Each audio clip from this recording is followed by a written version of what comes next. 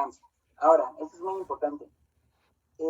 Cuando se habló de la inmunogenicidad, seguramente ustedes vieron o tienen en mente que hay moléculas que por sus características podemos decir que son inmunógenas, moléculas que podemos decir que son antígenos, y ahora introducimos una nueva definición, moléculas que pueden ser tolerógenos. Entonces, ¿quién me podría recordar, por favor, a qué se refiere un inmunógeno?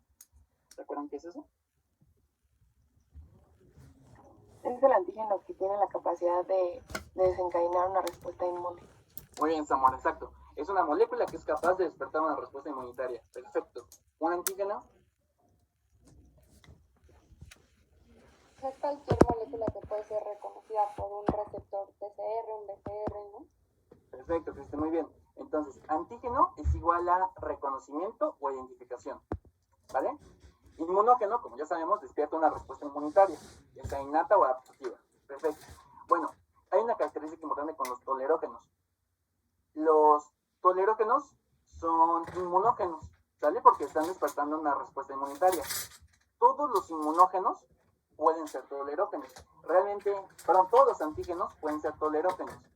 Esto realmente depende del microambiente. ¿A qué me refiero con esto? Bien, un antígeno puede despertar una respuesta inmune y ser inmunógeno, o bajo la cierta influencia de algunos tipos de citocinas, o bajo la naturaleza de este antígeno se puede volver tolerógeno. ¿Esto qué quiere decir? Que un tolerógeno tiene muchísimos fenotipos de función, muchos estímulos pueden generar proteínas tolerógenas, etc. Nada más quédense con esta idea. Un tolerógeno se puede generar principalmente por el microambiente. Ahora, entendiendo tolerancia entonces, como la identificación de un componente tolerógeno o antígeno tolerógeno, podemos hablar de dos tipos de tolerancia. La tolerancia central, que la tenemos por acá, y la tolerancia periférica. La tolerancia central es aquella que se lleva en los órganos linfoides centrales o generadores, que nosotros también sabemos que reciben el nombre de órganos linfoides primarios, ¿sale? Dentro de ellos, por supuesto, tenemos el timo, y además podemos mencionar la médula ósea. Ahora, cuando hablamos de los mecanismos de tolerancia que se llevan a cabo en el timo, que es el sitio de desarrollo de los linfocitos T, esto nos debe hacer pensar entonces que en el timo se establece la tolerancia central de los linfocitos T. Por el contrario, cuando hablamos de los mecanismos de tolerancia que se llevan a cabo en la médula ósea, que es el sitio de desarrollo de los B, pues la médula ósea será el sitio donde se lleva a cabo la tolerancia central de células B. Y esto ustedes ya lo vieron durante el desarrollo, nada más para que lo recuerden. Acuérdense que la tolerancia central del linfocito T está dada por la selección negativa, que eso lo vamos a retomar un poco más adelante, mientras que la tolerancia central de las células B está dada por otro mecanismo que se conoce como edición del receptor, ¿vale? Que eso creo que también lo retomaremos más adelante. Quédense con esta idea nada más. Tolerancia central del T ocurre en el timo. Tolerancia central del B ocurre en su sitio de generación, que es la médula ósea. Ahora, cuando hablamos de tolerancia periférica, nos referimos a los mecanismos de tolerancia que ocurren principalmente en tejidos periféricos, como su nombre lo dice, o puede ocurrir, se lo voy a poner por acá, en órganos linfoides periféricos, que también se llaman órganos linfoides secundarios. ¿Sale? Entonces, ojo con esto. Tolerancia periférica hace referencia a que los mecanismos de tolerancia ocurren en tejidos periféricos o extralinfáticos, o como tal órganos linfoides secundarios, como los ganglios linfáticos. Entonces, ¿esto qué quiere decir? Bueno, hay tres grandes componentes a través de los cuales se puede generar tolerancia periférica, tanto en el linfocito T como en el linfocito B, ¿sale? Y vamos a introducir algunos conceptos que iremos desglosando poco a poco, pero que sí me interesa que vayamos conociendo. El primer mecanismo a través del cual se puede inducir tolerancia periférica es un proceso que recibe el nombre de anergia, ¿sale? No se preocupen, la siguiente diapositiva habla de qué es la anergia y cómo se produce. El siguiente mecanismo que también puede inducir tolerancia periférica se conoce como supresión, ¿sale? Puede haber supresión, por ejemplo, por moléculas inhibidoras o por células reguladoras, también lo veremos más adelante. Y el último gran mecanismo de tolerancia periférica es la apoptosis, ¿sale? Entonces no pierdan de vista esto. Se pueden generar por tres grandes mecanismos: la anergia, la supresión, insisto, lo vamos a desglosar más adelante, puede ser por moléculas inhibidoras o por células reguladoras, y la apoptosis. Por lo tanto, pues tendríamos que hablar en qué consisten cada una de las vías de apoptosis. Bueno, ahora, sabiendo esto, vamos a empezar a hablar entonces de los mecanismos de regulación, ¿de acuerdo? Así como hay tolerancia central del linfocito T y tolerancia central en las células B, es lo mismo con la tolerancia periférica. Podemos hablar de la tolerancia periférica de linfocitos T o por el contrario, la tolerancia periférica de células B. Entonces, empecemos primero con la tolerancia periférica de linfocitos T. ¿Sale? Tomé este esquema del Cubi porque la verdad me parece un esquema muy bonito porque muestra lo que vimos básicamente en todo el bloque 1. Bueno, ahora el bloque 1, que es las señales necesarias para que un linfocito T se pueda activar. Recuerden que hay un modelo que se conoce como hipótesis de las dos señales, pero ahora sabemos que son 3 señales, que nos habla de cuáles son los requisitos que se deben de producir para que se genere este mecanismo de activación. Entonces, la primera señal, sabemos que la constituye el reconocimiento del antígeno. Hemos hablado mucho de que la segunda señal es la coestimulación, mientras que la tercera señal, y es la señal que está involucrada sobre todo en la diferenciación, ¿se acuerdan? Cuando hablamos de subpoblaciones efectoras, son las citocinas. Entonces, normalmente eso es lo que requiere un linfocito T para poder activarse y diferenciarse. Identificar al antígeno, coestimularse con una célula presentadora y además producir citocinas para poder diferenciarse. Bueno, hay situaciones en las cuales puede haber, y esto es vital, una ausencia en la segunda señal de activación del linfocito T. Esto quiere decir que existen mecanismos de regulación en los cuales puede haber no la presencia de moléculas coestimuladoras. Entonces, esta ausencia en la segunda señal de activación del linfocito T nos va a llevar a cabo un mecanismo de regulación que conocemos como anergia, ¿sale? Y tenemos que empezar a hablar entonces de esto a grandes rasgos. Vean, anergia lo vamos a definir, os voy a poner de este lado, como la falta de respuesta funcional frente a un antígeno o estímulo. Insisto, anergia lo podemos definir como la falta de respuesta funcional ante un estímulo. ¿Sale? Ahora, ¿qué nos puede producir anergia? Bueno, lo característico es que la anergia lo debemos de entender como una ausencia en la segunda señal de activación del linfocito T, es decir, una falta de moléculas coestimuladoras. Eso es lo primero que tenemos que mencionar. Entonces, esto quiere decir que los linfocitos T que no tienen la presencia de moléculas coestimuladoras no se van a poder activar adecuadamente, ¿estamos de acuerdo? Porque en lugar de tener la presencia de las 3 señales que son vitales para su activación, únicamente puede haber la presencia de una, que es el reconocimiento del antígeno, por ejemplo. Entonces, ojo, anergia supone una ausencia de señales coestimuladoras. Ahora, cuando hablamos de esto, es realmente importante que entendamos que la anergia no únicamente habla de la ausencia de coestimulación, realmente hay más alteraciones durante las señales de activación que pueden inducir la generación de la anergia. Entonces, 1 va a ser la ausencia de la coestimulación.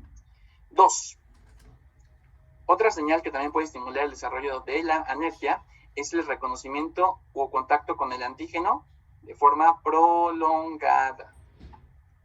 ¿Sale? Insisto. Primer mecanismo, ausencia en la segunda señal de activación. Segundo mecanismo, un contacto prolongado con el antígeno. ¿Sale? Y nuestro tercer mecanismo, lo pondré por acá como número 3, es la ausencia de una respuesta inmune innata. Y esto es muy importante y muy sencillo de comprender. ¿A qué nos referimos con esto? Vean.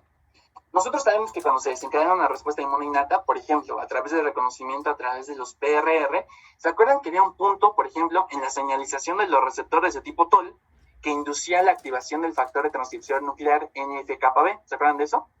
Hay algunos receptores TOL que mediante vías de señalización son capaces de activar este factor de transcripción. Bueno, una de las funciones de este factor de transcripción es que estimulaba la expresión de moléculas coestimuladoras, por ejemplo, CD80 y CD86. Entonces es muy sencillo.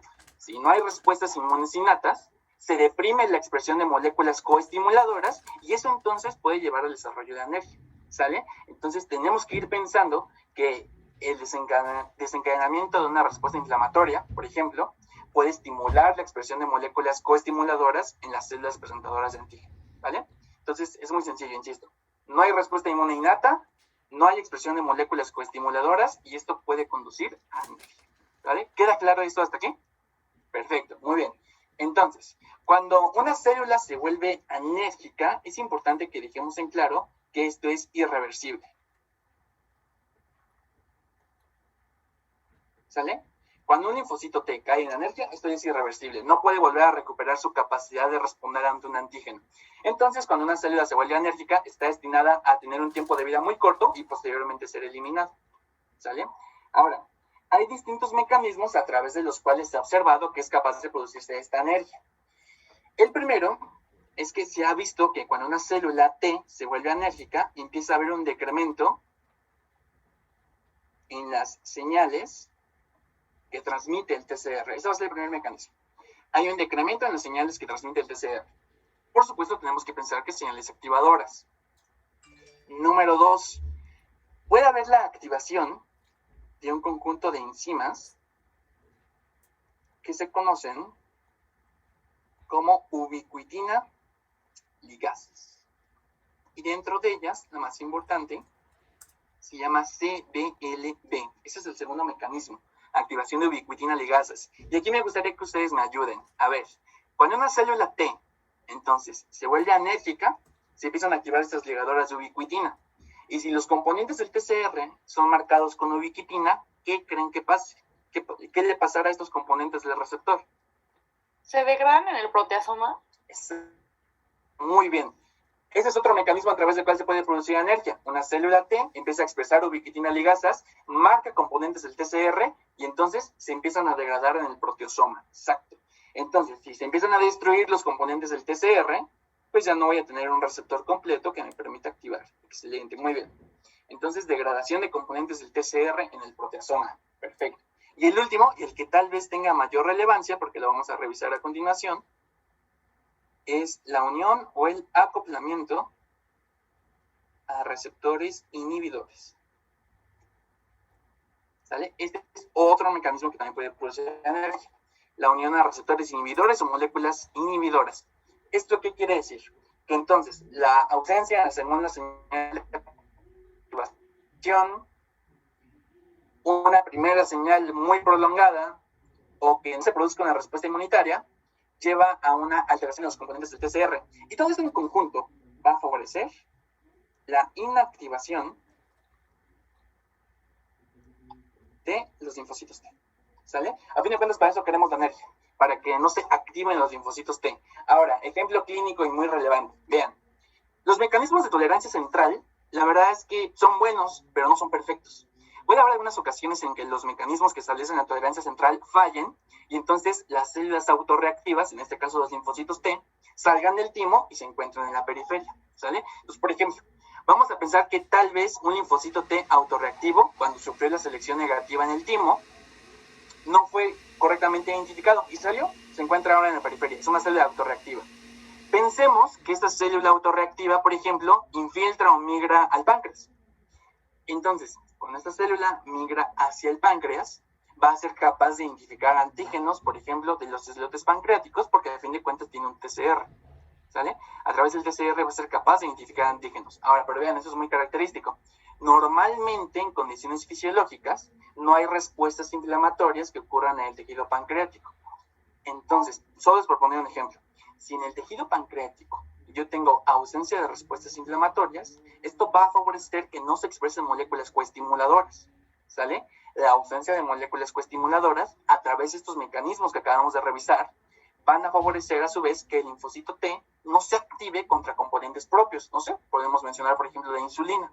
¿Sale? Entonces, esta es una forma, por ejemplo, en la cual la producción de la energía o de un mecanismo enérgico evitaría la activación de células T autorreactivas. ¿Sale? Y normalmente así pasa en la periferia. Cuando esas células escapan de la tolerancia central y tienen contacto con un antígeno propio, la ausencia de moléculas coestimuladoras evita su activación. ¿Vale? Entonces, adelante, Cristi, dime.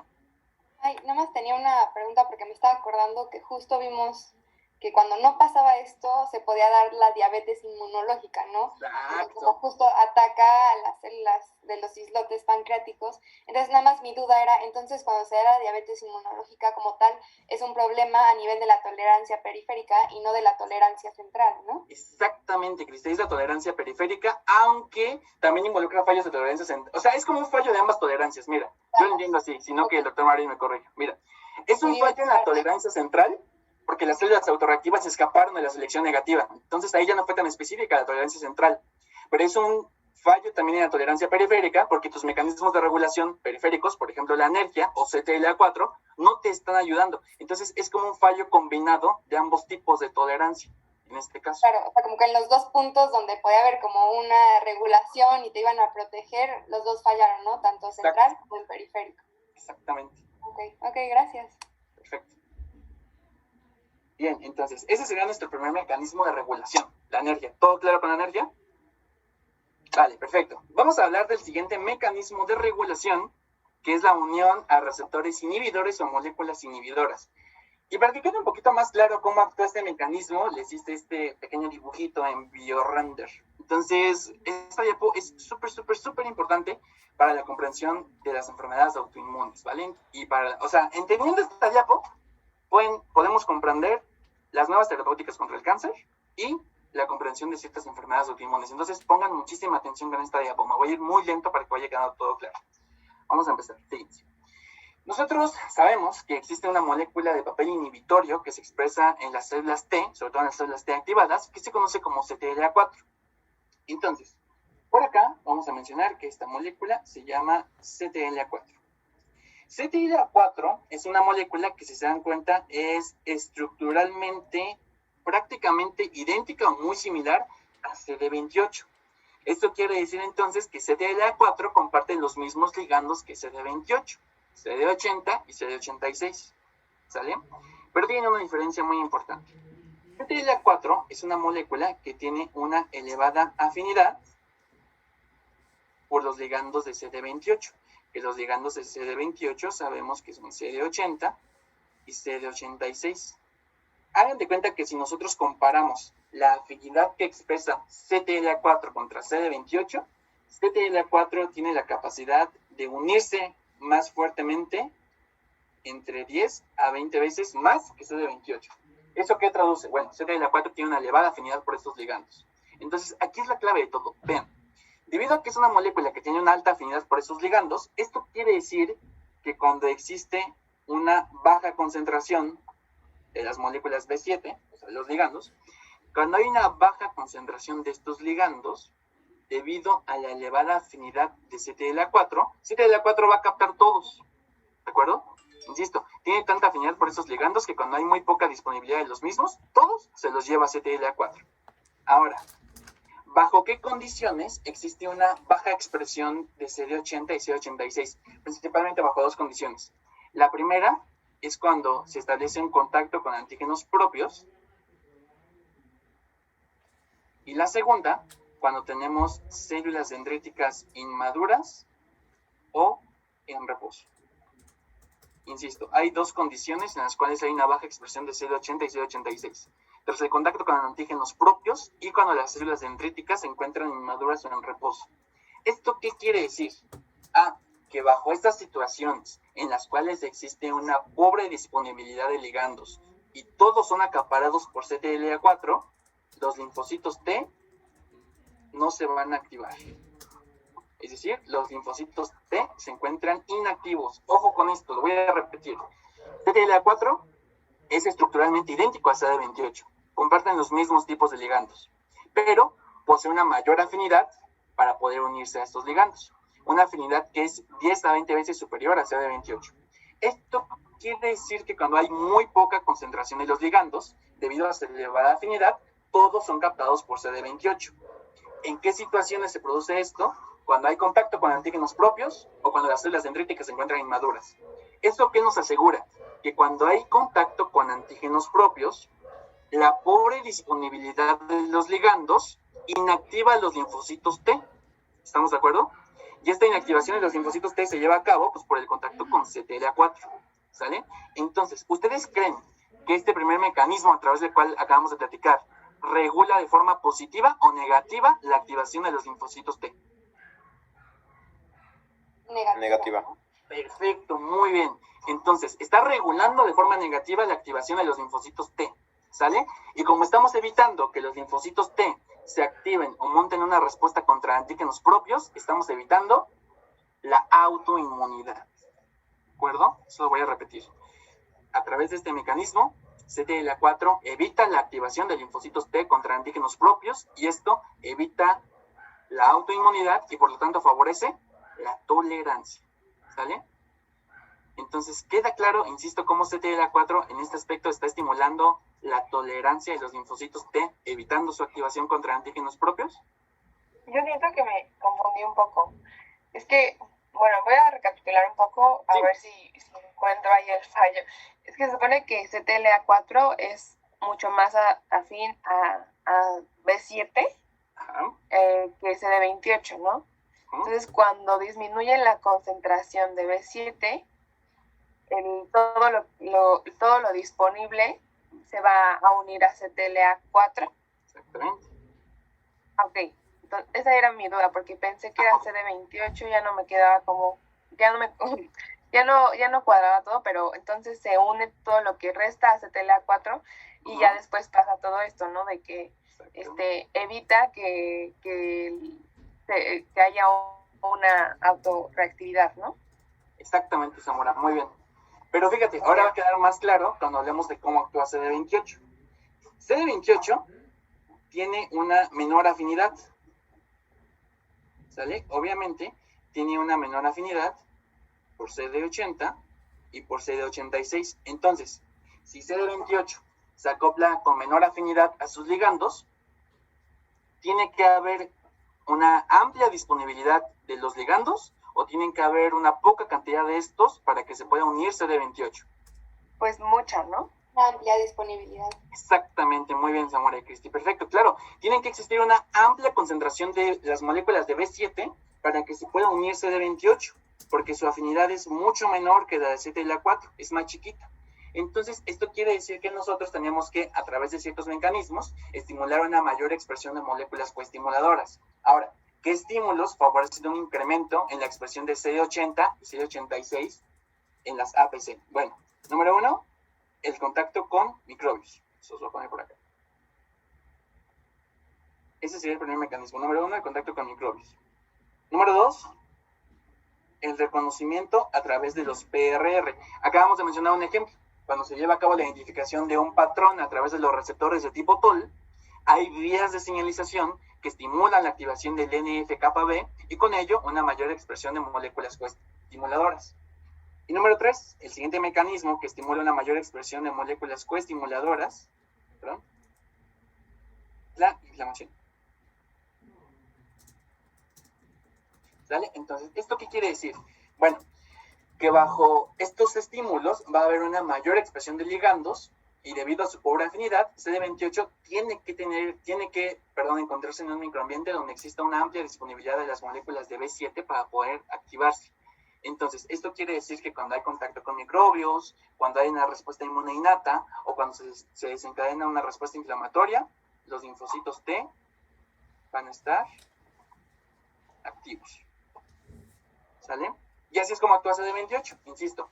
Tiene una menor afinidad por CD80 y CD86, por lo tanto requiere una mayor concentración o disponibilidad de los ligandos, y esto ocurre durante respuestas inmunes innatas o respuestas inflamatorias.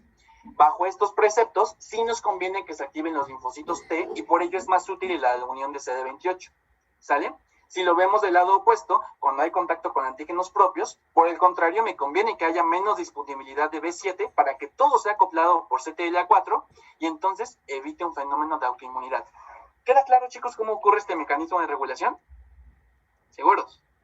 Bueno, esto se conoce como inhibición competitiva, ¿de acuerdo? Porque básicamente es una competencia entre CTLA4 y CD28 para unirse a CD80 y CD86. Insisto, este mecanismo de regulación de CTLA4 lo podemos llamar mecanismo de inhibición competitiva. ¿Sale? Y wow, eso tiene muchísima relevancia clínica, pero no me voy a adelantar a eso porque viene más adelante. Lo quiero así como desglosar poco a poco, Pero vayan pensando esto, CTLA4 por ahí me está ayudando a evitar mecanismos de autoinmunidad, ¿vale? Muy bien. Entonces, esa es una forma de inhibir la activación de células T autorreactivas, pero hay otra forma, y es lo que mencionan los libros. Déjenme borrarles esto que se quedó apuntado aquí.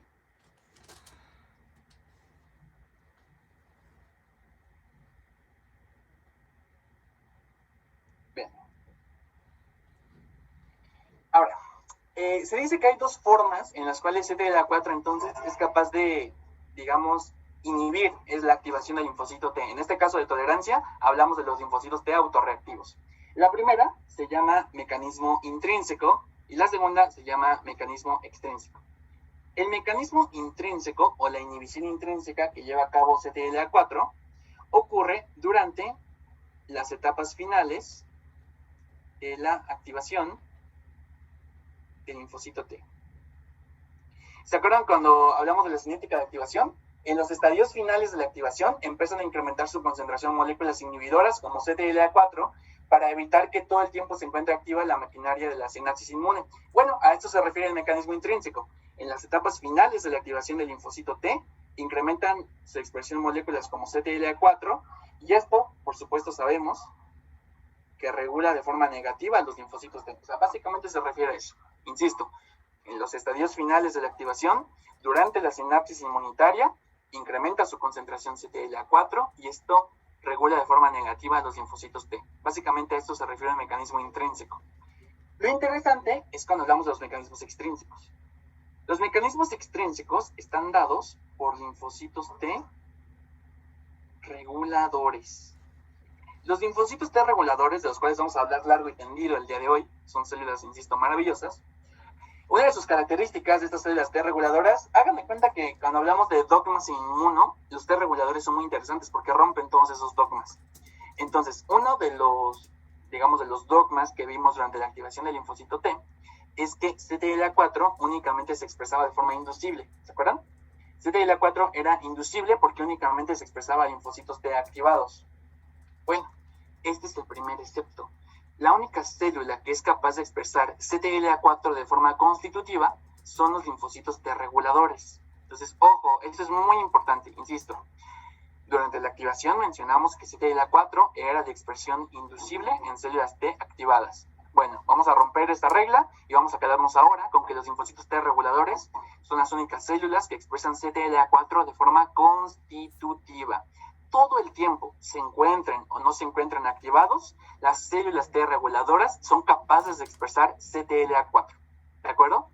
Cuando hablamos de un mecanismo de regulación extrínseco, nos referimos a la capacidad de los linfocitos T reguladores para expresar el CTLA4 de forma constitutiva.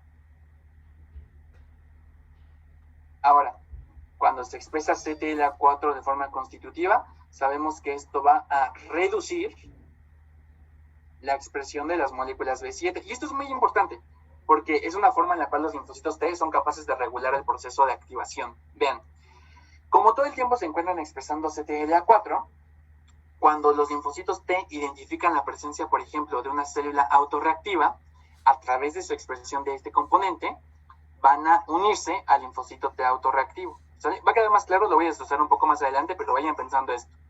Todo el tiempo expresan CTLA4 y esto va a reducir la activación del linfocito T porque puede alterar la expresión de los ligandos. En este caso, sabemos que los ligandos tanto de CTLA4 como de CD28 son los mismos. Entonces, a través del mecanismo anterior que vimos de inhibición competitiva, CTLA4 puede regular de forma negativa la activación de los linfocitos T. ¿Sale?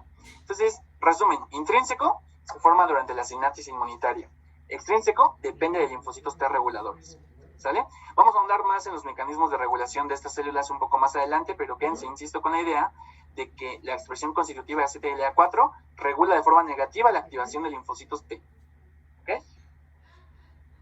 Bueno, todo esto... Perdón. Sí, adelante. Tengo una duda.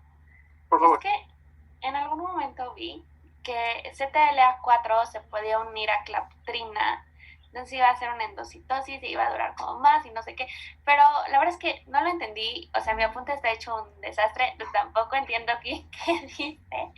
Entonces quería ver si lo vamos a ver también o es una duda. Sí. Nada más. Mira, Ya. no te preocupes. Hay un mecanismo que está escrito en CTLA4, en los linfocitos T reguladores, que dice que la expresión del CTLA4 en estas células estimula a su vez su unión a la creatrina. La creatrina es una molécula que estimula la endocitosis. Entonces es muy sencillo. Vean, CTLA4 todo el tiempo se expresa de forma constitutiva en los T reguladores.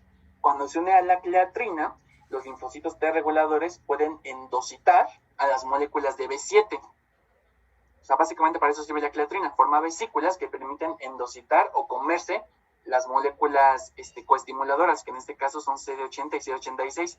Por eso, a final de cuentas, a pesar de que la creatrina es un mecanismo muy específico, todo converge en lo mismo. Cuando tú expresas todo el tiempo CTLA4, regulas de forma negativa la activación porque disminuyes la concentración de moléculas coestimuladoras, ¿sale? Y bueno, la creatrina es uno de estos mecanismos. No sé si quede más claro así, Ana. Sí, justo. Es que no me quedaba claro a quién endocitaba, pero ya. Gracias. ¿Sí? Perfecto, Ana. Recuerden que como CTLA4 se une muy fuerte a B7, digamos que bajo este mecanismo tiene la capacidad de arrancárselo a la célula presentadora de antígeno. Y por eso lo puede internalizar junto con el CTLA4, obviamente, que es la imagen que se ve hasta abajo en la imagen de razón, en el lado derecho. O sea, está el CTLA4 unido a B7 internalizados, porque se lo arrancó a la presentadora de antígenos. Entonces la presentadora ya no tiene cómo coestimular. Oh, ok, va, gracias. Nada. Perfecto. Y una pregunta, perdón. Sí. No, nada más como para que me quede claro. Entonces, como tal, la célula T reguladora siempre está expresando CTLA4, entonces siempre está reduciendo la expresión de B7, ¿no? O sea, no es como el otro caso donde depende de, como de si se unía, ¿qué era? A antígenos propios, o había como microbios, o había inflamación. O sea, esto es siempre, ¿no? Entonces, como una actividad basal siempre, ¿no? Exactamente. Podemos decir, si quieren, a grandes rasgos, que la activación intrínseca es el mecanismo que vimos primero. Perdón, la inhibición intrínseca es el mecanismo que vimos primero, que es la inhibición competitiva que ocurre en la sinapsis inmune. La extrínseca es un poco diferente. Esos lo hacen los T reguladores, endocitando o quitando, como dice el doctor Marvin, las moléculas de B7 de la APC. Y sí, es como una activación, bueno, es como un mecanismo de regulación basal. Sería lo correcto decirlo así. Muchas gracias. Dale. Bueno, pero nosotros sabemos que la única molécula de papel inhibidor o receptor inhibidor que actúa durante la sinapsis inmune no es CTLA4. Sabemos que existen otras moléculas de papel inhibitorio como PD1. ¿Sale? PD1 también es una molécula que regula de forma negativa la activación de los linfocitos T. ¿Recuerdan? Lo voy a poner por acá. Los linfocitos T son quienes tienen el PD1, que es el CD279. Y se puede unir a dos ligandos en la APC. El ligando 1, el PDL1, o el ligando 2, el PDL2. ¿Sale? Ahora, normalmente el que, digamos, actúa como más, bueno, se va a poner por acá, el que actúa de forma más importante en estos mecanismos de regulación va a ser el PDL2. ¿Por qué? Bueno, el ligando 2 del PD1 es una molécula que predominantemente se expresa en células presentadoras de antígeno. Esto es muy importante. Listo, es una molécula, PD1 es una molécula de papel inhibitorio que se acopla a dos ligandos en la APC, L1 o L2, en este caso L2, tiene una expresión característica en las células dendríticas. Entonces es mucho más importante para la regulación. Ahora, ¿cómo se lleva a cabo esta regulación? Bueno, lo primero que puede ocurrir es que tras la unión de PD1 a sus ligandos pueden empezar a reclutarse enzimas, ¿sale? Y se reclutan principalmente, y lo vamos a mencionar mucho en este tema de la regulación, se reclutan fosfatasas. Recuerden que normalmente el reclutamiento de fosfatasas nos tiene que hacer pensar en una inhibición a la respuesta inmunitaria, pero hay una excepción. Únicamente hay dos fosfatasas que tienen un efecto activador en los linfocitos T. ¿Cuáles son esas fosfatasas? ¿Se acuerdan?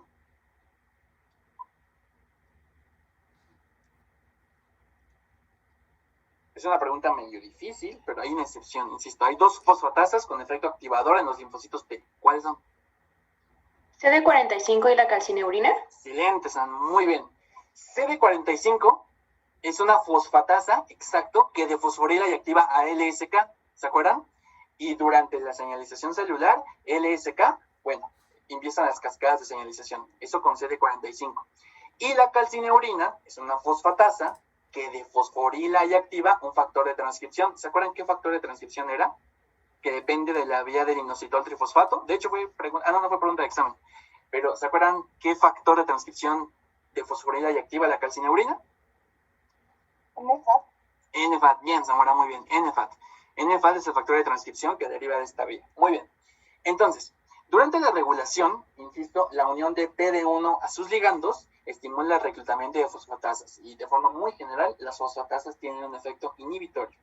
Y número 2, cuando PD1 se une a sus ligandos, esto bloquea la transducción de señales en el TCR. Este es el segundo mecanismo. Insisto, 1, reclutamiento de fosfatasas con un efecto inhibitorio. 2, puede haber un bloqueo en la transducción de señales del TCR. A fin de cuentas, estos dos mecanismos nos van a llevar exactamente a lo mismo. PD1 es una molécula que inhibe la activación de los linfocitos T. ¿Sale? Entonces tiene un efecto al final similar a CTLA4. También inhibe la activación del linfocito T. Pero si se dan cuenta, lo hace a través de un mecanismo diferente, bloqueando la transducción de señales del TCR o reclutando fosfatasas. El reclutamiento de fosfatasas ya lo mencionaremos un poco más adelante en este tema de la regulación. Pero vean, se dice sobre todo que PD1 regula las respuestas efectoras de los linfocitos T CD8. Este es muy importante y voy a hacer una distinción de esto porque también tiene relevancia clínica. Vamos a ver a qué se refiere. Vean, cuando hablamos del mecanismo de inhibición intrínseca de CTLA4, que es el que se forma durante la sinapsis inmune, estábamos mencionando entonces que CTLA4 puede regular de forma negativa la activación del linfocito T, ¿sale? Pero quiero que pensemos entonces que esta regulación de forma negativa de la activación o inhibición de la activación ocurre en estadios iniciales, ¿sale? En los estadios iniciales de la activación es donde predominantemente actúa CTLA4. Pero PD1 es un poco diferente. PD1 también regula de forma negativa los linfocitos T, pero no lo hace tan temprano, sino lo hace de forma más tardía, cuando ya son células efectoras. ¿Sale? Lo voy a repetir. CTLA4 inhibe los linfocitos T en estadios iniciales, mientras que PD1 regula de forma negativa a los linfocitos T, pero en estadios finales, es decir, cuando son células T efectoras, y sobre todo genera ese efecto negativo en los linfocitos T CD8.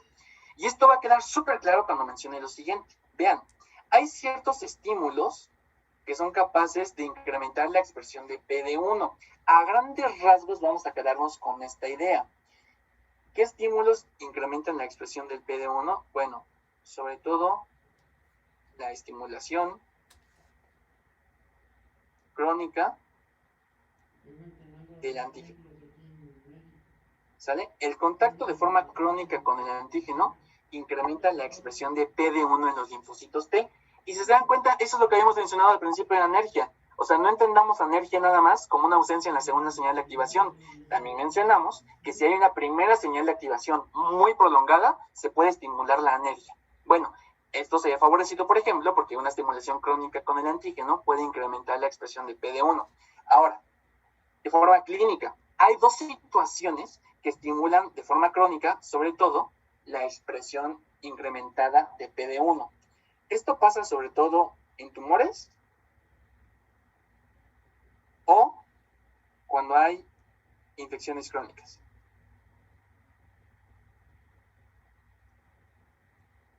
Insisto, hay dos situaciones en las cuales la cronicidad incrementa la expresión de PD1. Esto lo hacen los tumores, porque bueno, el cáncer es una enfermedad crónica, evidentemente, y cuando hay infecciones crónicas. ¿Esto qué quiere decir? Que las células tumorales son sumamente inteligentes, porque al incrementar la expresión de PD1 en los linfocitos T, van a inactivar la respuesta inmune antitumoral. Y el doctor Cérvulo les mencionó durante la citotoxicidad que los linfocitos TCD8 son muy buenos para destruir las células cancerosas. Entonces, esto lo vamos a desglosar mucho cuando hablemos de cáncer, pero vean, esta es una forma o un mecanismo de evasión de la respuesta inmune antitumoral.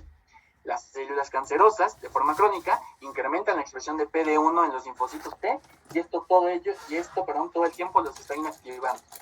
¿Sale? Queda claro, insisto, cómo las células tumorales son capaces de escapar de la respuesta inmunitaria, incrementando la expresión de PD1. ¿Seguros? ¿Sí? Va, perfecto. Ahora, dime. Y aquí también es lo que se le conoce como también el agotamiento de los linfocitos de CD8, ¿no? Súper bien, Ana, exacto. En las infecciones crónicas virales, sobre todo esto se ve, por ejemplo, en las infecciones por el virus de la hepatitis C. En las infecciones causadas por el virus de la hepatitis, debido a que son tan crónicas, hay una etapa en la activación de los CD8 en la cual se empiezan a agotar y empieza a haber este agotamiento. Este agotamiento de las células TCD8 en infecciones virales crónicas es efecto de PD1. ¿Sí, Ana? Correcto. Va, gracias. De nada. Entonces, vean. Nada más quiero resumir estas diapos de la siguiente forma. Voy a regresar tantito a esta diapositiva porque quiero mencionar una palabra que me faltó decirles, que es también importante ahorita que hablemos de la clínica. Vean. Estos puntos de regulación a través de los cuales en primera instancia vimos que CTLA4 inhibe la activación de los linfocitos T, insisto, estos puntos de regulación, en el caso de CTLA4, esto se llama punto de control. Insisto, los mecanismos de regulación negativa que lleva a cabo CTLA4 los conocemos como punto de control. Y obviamente es un punto de control porque está controlando o regulando la activación de los linfocitos T. ¿Sale? Por ello es un punto de control. Ahora, esto que también está haciendo PD1 es otro punto de control. Entiendan punto de control como un momento de la activación donde ésta es capaz de estarse regulando. Entonces, ya vimos dos puntos de control. El punto de control que lleva a cabo CTLA4 y el punto de control que está llevando a cabo PD1. ¿Sale? A grandes rasgos, estos puntos de control, ¿qué están haciendo? ¿Están favoreciendo la activación o están inhibiendo la activación de los linfocitos T? Inhibiendo, ¿no? Inhibiendo. Bien, quédense con esa palabra. Estos puntos de control están inhibiendo la activación de los linfocitos T. Perfecto. Bueno, pues, ¿qué creen? En el 2018, un par de investigadores, señores, un par de investigadores que son el doctor James P. Allison y el doctor japonés Tashuku Honko, recibieron el Premio Nobel de Medicina. Recibieron el Premio Nobel de Medicina en el 2018, literal, así lo dice la página del Premio Nobel, por su descubrimiento de la terapia contra el cáncer al inhibir la regulación negativa del sistema inmunológico. Esto fue básicamente por lo que recibieron el Premio Nobel estos dos investigadores. Bueno, yo voy a cambiar un poco esto de inhibir la regulación negativa. He escuchado, por ejemplo, que muchos les dicen inhibir la inhibición. Es como que en mi cabeza genera un conflicto mental. Vamos a mejor decirlo. Lo que ellos descubrieron son el bloqueo de puntos de control. ¿Sale? Por eso recibieron el premio Nobel, porque fueron capaces de desarrollar, ahorita vamos a ver, moléculas que son capaces de bloquear los puntos de control. Y a fin de cuentas, bloquear los puntos de control traduce exactamente lo mismo que inhibir la regulación negativa o inhibir la inhibición. ¿Estamos de acuerdo? Entonces, esto tiene muchísima relevancia. ¿Por qué? Bueno, el bloqueo terapéutico de los puntos de control es una de las nuevas terapias que van dirigidas contra el cáncer, ¿sale? Y el uso de estos componentes que ahorita vamos a desarrollar recibe el nombre de inmunoterapia. La inmunoterapia contra el cáncer se basa en el bloqueo de los puntos de control o en inhibir la regulación negativa del sistema inmunitario.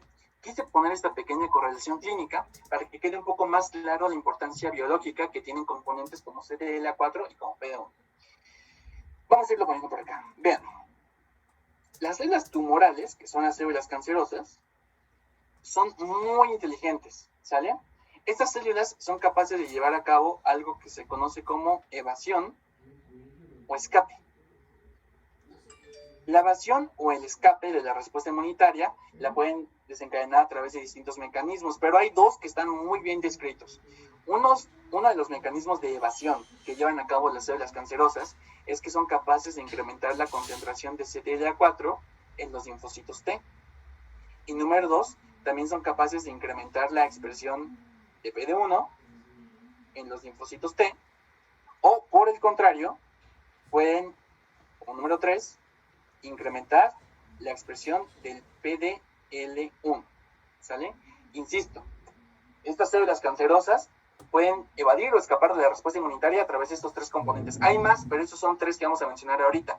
Incrementan la expresión de CTLA4 en los linfocitos T, incrementan la expresión de PD1 a las células T, o ellas mismas pueden expresar una mayor cantidad del PDL1, que es un ligando del PD1. Entonces, a fin de cuentas, nosotros sabemos que esto va a traducir una inhibición de la respuesta inmune antitumoral. ¿Sale? O sea, favoreciendo la expresión de estos componentes, las células cancerosas escapan de la respuesta inmune antitumoral porque están inhibiendo la activación de los linfocitos T, que es lo que acabamos de mencionar. ¿Qué desarrollaron el doctor Addison y el doctor Tasuku Honko? Bueno, ellos desarrollaron anticuerpos que son capaces de unirse, si se dan cuenta, está aquí del lado izquierdo, desarrollaron anticuerpos capaces de unirse a CTLA4 y además desarrollaron anticuerpos que son capaces de unirse a PD1. ¿Esto qué quiere decir? Vean, en la primera imagen, cuando la célula cancerosa, que es la que tenemos por acá, cuando esta célula cancerosa incrementa la expresión de CTLA4, esto es el equivalente como a poner un freno de mano o como a ponerle un freno a la activación de la respuesta inmune, porque sabemos que la regula de forma negativa. Ahora, con el desarrollo de anticuerpos, que son anticuerpos monoclonales, que esos ya los vieron, con el desarrollo, de estos anticuerpos monoclonales, nosotros quitamos el freno de la respuesta inmunitaria porque estamos, si se dan cuenta, inhibiendo a CTLA4. Y esto puede tener 2 nombres. Yo estoy inhibiendo a CTLA4, bloqueando el punto de control, que así sabemos que ese nombre ese es el que se da a los mecanismos de regulación. O por el contrario, estoy inhibiendo la inhibición, porque CTLA4 es una molécula de efecto inhibitorio. Entonces, ojo, el desarrollo de esos anticuerpos monoclonales quita el freno a la respuesta inmune que está siendo inhibida por las células cancerosas y la activa, ¿de acuerdo? El uso de ese tipo de anticuerpos monoclonales se conoce como inmunoterapia. La inmunoterapia contra el cáncer estimula la activación de respuestas inmunitarias, disminuyendo su inhibición. Entonces, por ejemplo, este anticuerpo monoclonal anti-CTLA4 se conoce como ipilimumab. Lo vamos a ver mucho más a detalle cuando hablemos de cáncer, pero ojo, insisto, este anticuerpo monoclonal que es capaz de inhibir a CTLA4, con ello quitar el freno a la activación, reduciendo la inhibición, se conoce como el ipilimumab. El ipilimumab es un anticuerpo monoclonal que está aprobado para el tratamiento del melanoma, sobre todo el melanoma metastásico, que es un tipo de cáncer de piel. ¿Sale? Digamos que es lo primero que se identificó. Ahora, otra forma en la cual las células tumorales son capaces de evadir la respuesta inmunitaria es a través de PD1. ¿Sale? Incrementan la expresión de PD1 en los linfocitos T y eso, por supuesto, va a inactivar a los linfocitos T. Y esto es el equivalente a poner un freno. Por eso se usan este tipo de dibujitos o analogías. Una mayor expresión de PD1 en los linfocitos T, que es favorecido por las células cancerosas, pone un freno o detiene la respuesta inmune antitumoral. Y eso es muy efectivo porque favorece que los tumores aumenten de tamaño y sigan creciendo. Esos investigadores también desarrollaron un anticuerpo monoclonal, que lo vamos a poner por acá, que es capaz de unirse al PD1 de los linfocitos T, quita el freno de la respuesta inmune antitumoral y favorece entonces la activación. ¿Sale? Cuando hago la mención de quitar el freno me refiero a 2 cosas. Disminuyen la inhibición o bloquean los puntos de control. ¿De acuerdo? Y este anticuerpo monoclonal anti-PD1, que insisto, favorece la activación de una respuesta inmune anticancerosa, se conoce como el nivolumab. ¿Sale? El famosísimo nivolumab. El nivolumab es un anticuerpo monoclonal utilizado para el tratamiento del cáncer pulmonar principalmente. Se puede utilizar para los demás tipos de cáncer, pero está aprobado actualmente para el tratamiento del cáncer pulmonar. Ahora, el tercer mecanismo que les había mencionado era el PDL1. Bueno, nada más para hacer una pequeña anotación. Hay anticuerpos monoclonales que también inhiben la expresión del PDL1. Y este anticuerpo monoclonal se conoce como el pembrolizumab. ¿Sale? Adelante, Pau, dime. Ay, doctor, perdón, es que tenía una duda, o sea, quitar el freno disminuía la inhibición, ¿y qué pasaba con los puntos de control? Es que no entendí cómo... Claro, haz de cuenta que los mecanismos de regulación negativa de CTLA4 y de PD1, Pau, se conocen como puntos de control, porque controlan la respuesta inmunitaria, la controlan de forma negativa. Entonces, cuando nosotros bloqueamos los puntos de control, es como si le quitáramos el freno o la inhibición a la respuesta inmunitaria. Entonces, la analogía de quitar el freno de mano o dejar de pisar el freno hace referencia a que estás reduciendo la inhibición y favoreciendo la activación. ¿Sale? Nada más se refiere a eso. Ah, perfecto, muchas gracias, doctor. Nada, Pau. Entonces, fíjense, el anticuerpo monoclonal anti-CTLA4, que es el ipilimumab, se usa para el tratamiento del melanoma metastásico, por ejemplo. El anticuerpo monoclonal anti-PD1, que es el nivolumab, ese se usa para el tratamiento de cáncer pulmonar.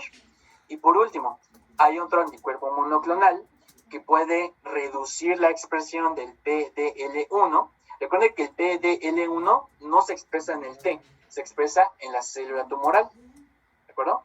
O sea, porque los ligandos de PD1, recuerden que en la sinapsis inmune, todos los ligandos se expresan en las APC. ¿Se acuerdan de esa analogía que les había dicho Ale? Todos los ligandos son en las APC. Aquí es exactamente lo mismo. Quien funciona como APC es la célula cancerosa. Por ello es quien expresa los ligandos. Entonces hay un anticuerpo monoclonal que es capaz de reducir la expresión del PDL1, que es el pembrolizumab. En conjunto, todos estos mecanismos se conocen como inmunoterapia. La inmunoterapia, obviamente, es la nueva línea para el tratamiento contra el cáncer. Vean, se puede utilizar para el tratamiento del cáncer de pulmón. Se usa también para el tratamiento del cáncer renal. También se usa para el tratamiento de los linfomas y también se usa para el tratamiento del melanoma. Entonces, pues todo esto es muy bonito. Ya hablamos de cómo se lleva a cabo entonces. Esto es lo benéfico de la inmunoterapia. Ya hablamos de cómo se lleva a cabo entonces todo este mecanismo de inhibir la inhibición o bloquear los puntos de control. Pero ahora aquí viene la clave y es donde ustedes me tienen que ayudar. Y quiero que lo razonen. Después de haber visto a la de Cristina. Ay, no, doctor, si quiere, es que no tenía una duda rápida de esto. Ajá. O sea, que como esta como inactivación de la inhibición y o sea, siendo como nuestro antígeno, como las células tumorales, ¿no? Que proliferan tanto y están tan abundantes, ¿esto no podría terminar como en una... lo que vemos... No digas, a eso voy, seguramente es lo que pensaste, y es la sorpresa de todo esto. Quiero que me digan cuál es el efecto... No te preocupes. O sea, no les spoilees, Cristi, espera tantito. Quiero que me digan cuál es el efecto adverso más importante de la inmunoterapia. Piensen. ¿Cuáles serán los efectos adversos más importantes de la inmunoterapia? Porque todo esto es muy positivo. O sea, sí le estoy diciendo las cancerosas inhibiendo la inhibición. Pero, ok, estamos inhibiendo también la regulación que llevan a cabo CTLA4 y PD1. Estoy inhibiendo mecanismos de tolerancia periférica. Entonces, ¿cuál es el principal efecto adverso? Perdón. Yo me imagino que pues va a haber más reconocimiento de antígenos propios, o sea, como autorreactividad, autoinmunidad. Muy bien, Zamora, súper bien. Esa es la clave, Zamora, muy bien. Ok, va, estás combatiendo células cancerosas, todo esto se está llevando a cabo bloqueando puntos de control, pero ojo, los puntos de control también te ayudan a favorecer la tolerancia y la falta de reactividad contra antígenos propios. Entonces, el principal efecto adverso del uso de la inmunoterapia contra el cáncer es una mayor propensión a desarrollar manifestaciones de autoinmunidad. Eso es característico. El principal efecto adverso de la inmunoterapia contra el cáncer es el desarrollo de autoinmunidad. Exacto, muy bien. Y la autoinmunidad se manifiesta básicamente como reacciones inflamatorias. ¿De acuerdo? Por ejemplo, las personas que utilizan inmunoterapia contra el cáncer pueden desarrollar inflamación del colon, colitis, pueden tener colitis. Pueden tener también inflamación del tejido pulmonar, que esto se manifiesta como una pleuritis. Pueden tener, por ejemplo, también inflamación del hígado, que es lo que puede causar una hepatitis. O pueden tener inflamación del corazón, que es lo que causa una miocarditis. Entonces, ojo, o sea, básicamente todos esos fenómenos de autoinmunidad se manifiestan como reacciones inflamatorias. Insisto, colitis, pleuritis, miocarditis, hepatitis, etc., etc. Ahora, eso también es muy importante. Se ha visto que las personas, por ejemplo, que son tratadas con ipilimumab, es decir, personas que tienen ya melanoma metastásico y personas que tienen un tratamiento muy prolongado con ipilimumab, se ha visto que desarrollan diabetes mellitus de tipo 1. ¿Por qué creen que pasa esto? La destrucción de las células beta de los islotes pancreáticos. Claro, exactamente, Héctor. Esa es la fisiopatología. Empieza a haber destrucción de las células beta y se agota la producción de insulina. Ok. Pero a mí me gustaría que me digan por qué creen, en cuanto a la fisiopatología, por qué creen que el uso prolongado del ipilimumab predispone a tener diabetes mellitus de tipo 1. Y esto, por supuesto, se relaciona con CTLA4. ¿Por qué creen que pasa esto?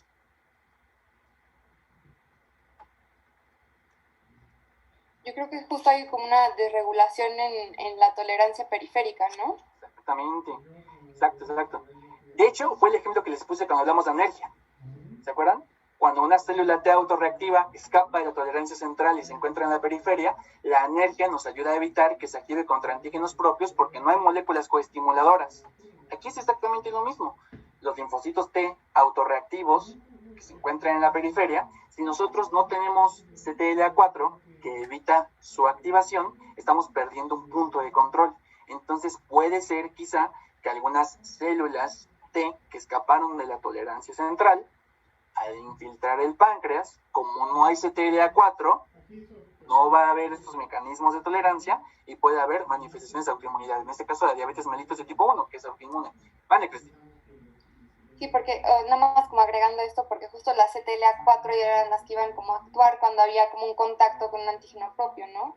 Entonces, Exacto. como que si no están ahí para protegernos y como para actuar ante para esa protección ante la autoinmunidad, pues entonces tenemos este tipo de patologías. Exacto, muy bien. Bueno, entonces vean, de esta forma ya entendimos cómo actúa biológicamente la inmunoterapia y también ya entendimos cuáles son biológicamente, bueno, más bien molecularmente, los efectos adversos de la inmunoterapia, ¿vale? ¿Queda claro entonces cómo actúa todo esto? Y esto entra muy bien como correlación clínica porque resume todos los mecanismos de regulación que hemos visto hasta el momento, ¿sale? Ok, si no hay dudas hasta el momento, vamos a pasar al siguiente mecanismo de regulación periférica, ¿de acuerdo?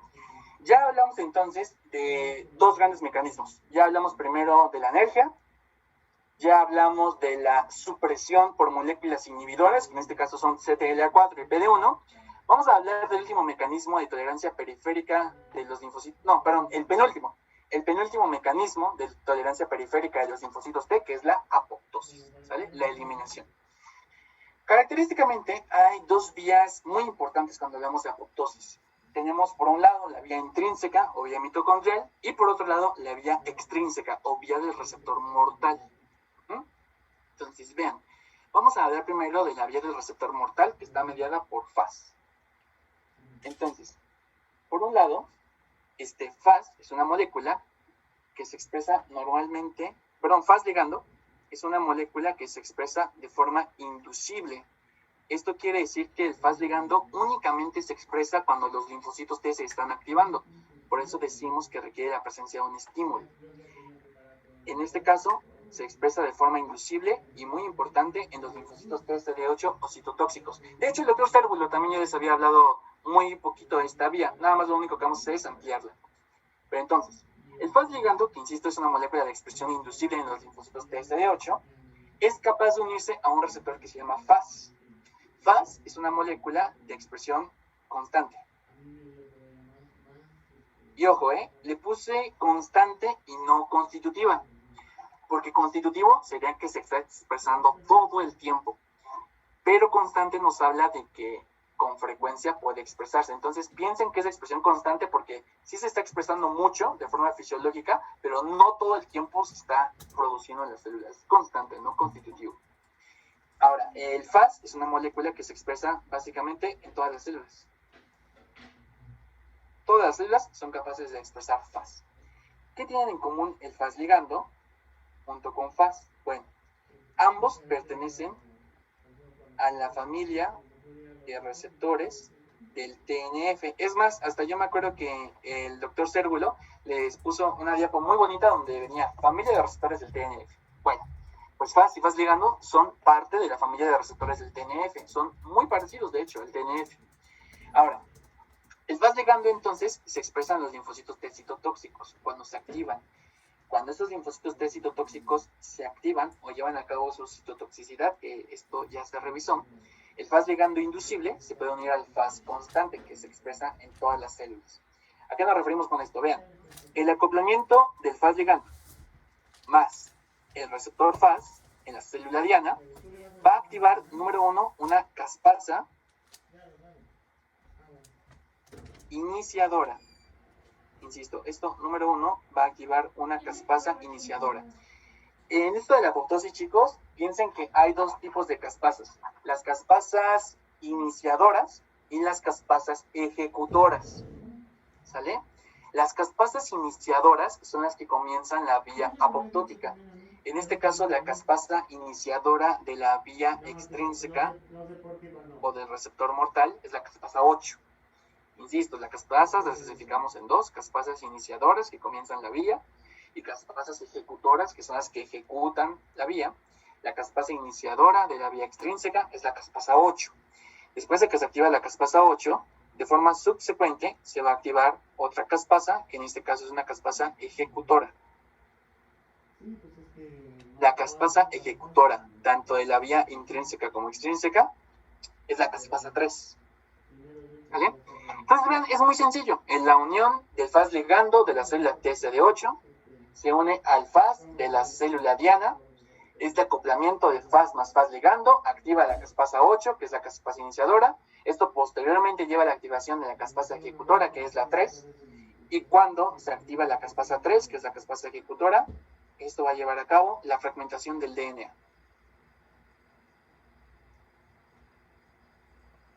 ¿Sale? Fragmentación del DNA.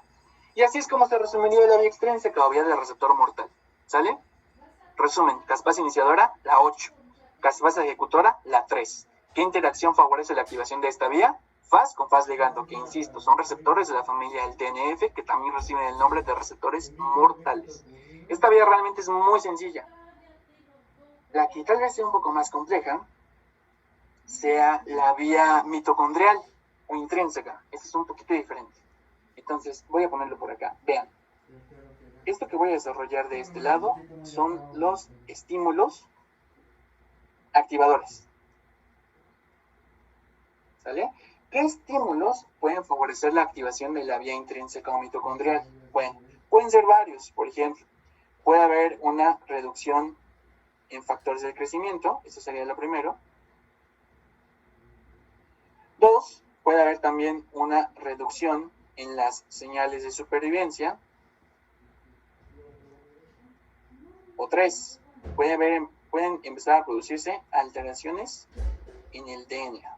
Insisto, una menor disponibilidad de factores de crecimiento, que se empiezan a producir alteraciones en el material genético o que se pierda la expresión de señales de supervivencia, estimula la activación de la vía intrínseca o mitocondrial. Y es una vía relativamente muy sencilla. Vean, vamos a empezar a desarrollarla por acá. Lo primero que ocurre en esta vía es la activación de proteínas de la familia BCL2. Y esto me gustaría que recordemos. Recuerden que BCL2 es una familia de proteínas que tiene componentes proapoptóticos y componentes antiapoptóticos. Dentro de los componentes proapoptóticos vamos a mencionar dos, uno que se llama VAX y otro que se llama VAC. Ahora, dentro de los componentes antiapoptóticos de esta familia, ¿cuáles recuerdan? Aquí me gustaría que me dijeran miembros de la familia BCL2 con efecto antiapoptótico o moléculas que estimulen la supervivencia, ¿se acuerdan? ¿Cómo cuáles podrían ser? BCXL. Muy bien, Janice, excelente. BCLXL, y te falta uno nada más, que de hecho tiene el nombre de la familia.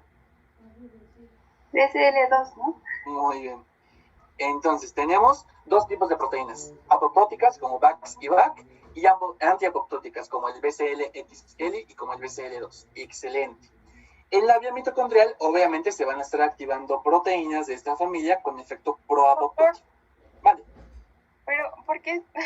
Bueno, a mí me parece curioso que, o sea, sean como de la misma familia, o sea, como, ¿por qué son así como BCL2 y BCL2?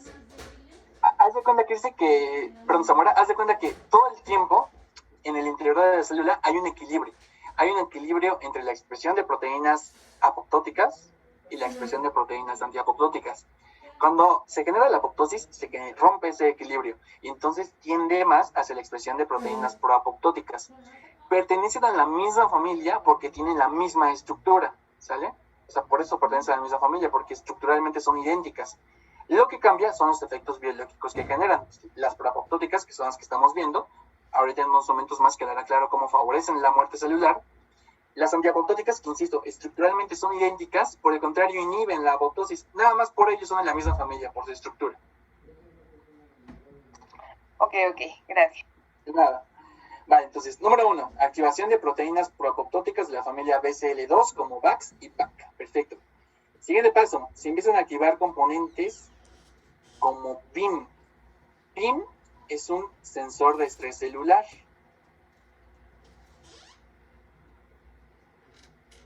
Insisto, BIM es un sensor de estrés celular. Ahora, como obviamente la apoptosis involucra que se desencadene un mecanismo de estrés celular, cuando se activa BIM, BIM va a ser capaz de unirse a VAX y VAC. ¿Perdón? BIM se une entonces a VAX y VAC. Insisto, es un sensor de estrés celular. Y número 3, la activación o la unión de BIM va a incrementar la permeabilidad mitocondrial. Insisto, la unión de BIM incrementa la permeabilidad mitocondrial. Y este incremento de la permeabilidad mitocondrial nos tiene que hacer pensar que moléculas que normalmente se encuentran ocultas en la mitocondria, consecuencia de este incremento de la permeabilidad, van a salir hacia el citosol, ¿sale? La molécula que sale del interior de la mitocondria hacia el citosol se conoce como citocromo C. El citocromo C, insisto, es una molécula que normalmente está oculta en el interior de la mitocondria, pero cuando se activa BIM y se incrementa su permeabilidad, sale el citocromo C, ¿sale? Y obviamente sale el citocromo C hacia el citosol. Ahora, y sería nuestro paso final. Cuando sale el citocromo C hacia el citosol, se va a activar un componente, que es una proteína, que se conoce como APAF1. APAF1 es una proteína que es activada por el citocromo C, que va a favorecer la activación ulteriormente de la caspasa iniciadora de la vía intrínseca. La caspasa iniciadora, esto creo que se los preguntamos en el examen, de hecho. La caspasa iniciadora de la vía intrínseca es la 9. Ojo con esto. La caspasa iniciadora de la vía intrínseca es la 9. Y nosotros sabemos que después de que se activan las caspasas iniciadoras, se van a activar las caspasas ejecutoras. Y la caspasa ejecutora en ambas vías es la 3. ¿Sale? Entonces, todo para resumir esta vía. Vean, estímulos como menos factores de crecimiento, menos señales de supervivencia o alteraciones del DNA favorecen, número 1, la expresión de proteínas proapoptóticas BCL2 como VAX y VAC. Número 2, el estrés celular activa sensores como BIM y BIM se une a VAX y VAC. ¿De acuerdo? Número 3, cuando se activa BIM, se incrementa la permeabilidad mitocondrial para favorecer la salida al citosol de moléculas como el citocromo C. Cuando el citocromo C sale al citosol, activa una proteína llamada APAF1. Y APAF1, a su vez, estimula a la caspasa iniciadora de la vía intrínseca, que es la 9, la cual de forma ulterior activa la caspasa ejecutora, que es la 3. ¿Sale? Resumen de todo esto. Caspasa iniciadora de la vía extrínseca o del receptor mortal, la 8. Caspasa iniciadora de la vía intrínseca o mitocondrial es la 9. Caspasa ejecutora de ambas vías sería la 3. ¿Sale? Dime ahora. Ajá, y justamente en esta caspasa 3 es en donde las dos vías se conectan. Justo iba a decir eso, muy bien. La caspasa 3 es el punto de conexión de ambas vías. Lo único que cambian son las iniciadoras. Perfecto, chicos. Bueno. Pues, si queda claro todo esto, ¿qué les parece si nos tomamos un pequeño descanso? Sí. ¿Sí? Va, vamos a tomarnos un pequeño descanso. Son las 11:05. Nos vemos aquí como 11:12 o 11:13. ¿Sale? 11:12. Nos vemos 11:12. Entonces, párense, tomen un poco de agua. Ya vamos a acabar prácticamente la tolerancia con ustedes, las reguladoras, pero bueno, descansen tantito, ¿vale? Gracias. A ustedes.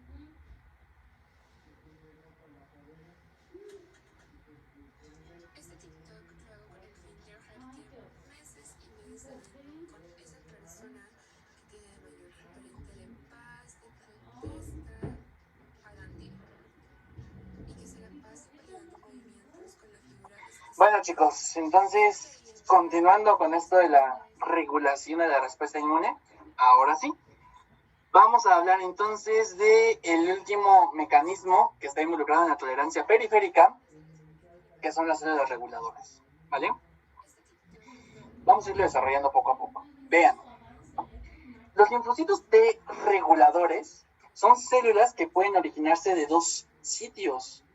Pueden originarse en el timo o pueden originarse en la periferia.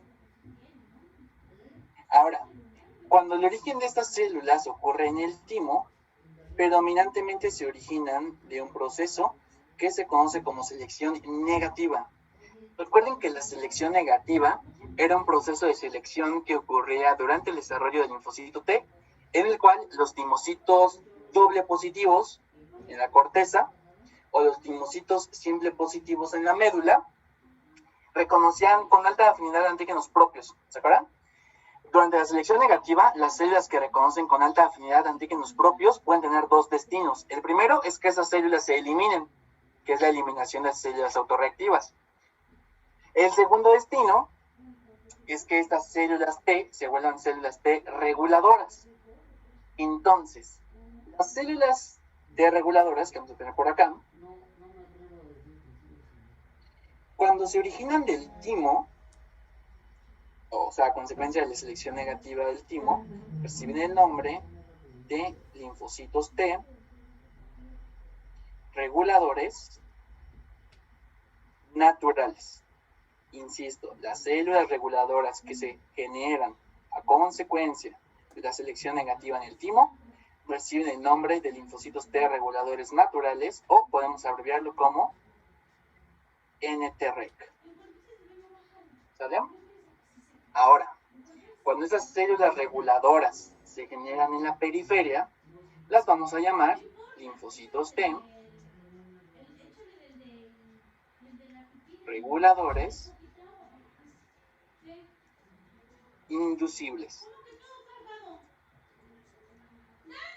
Aunque hay algunos otros autores que los denominan linfocitos T reguladores adaptativos también.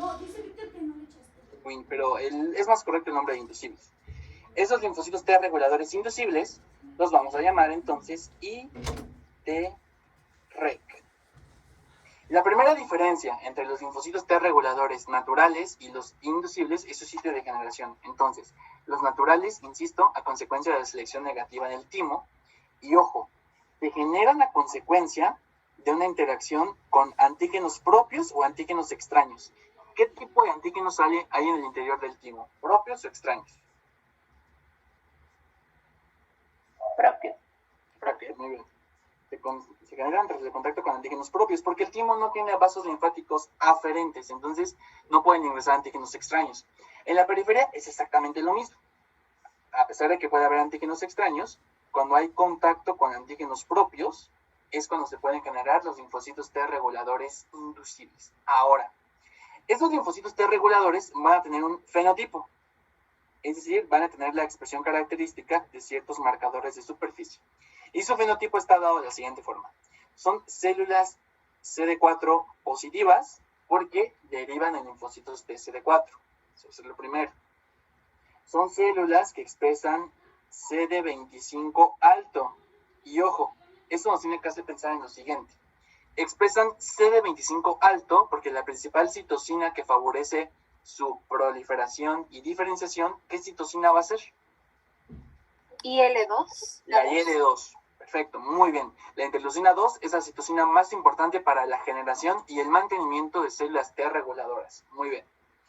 Y además expresan un factor de transcripción, que sería su factor de transcripción maestro, que se conoce como FOXP3. ¿De acuerdo?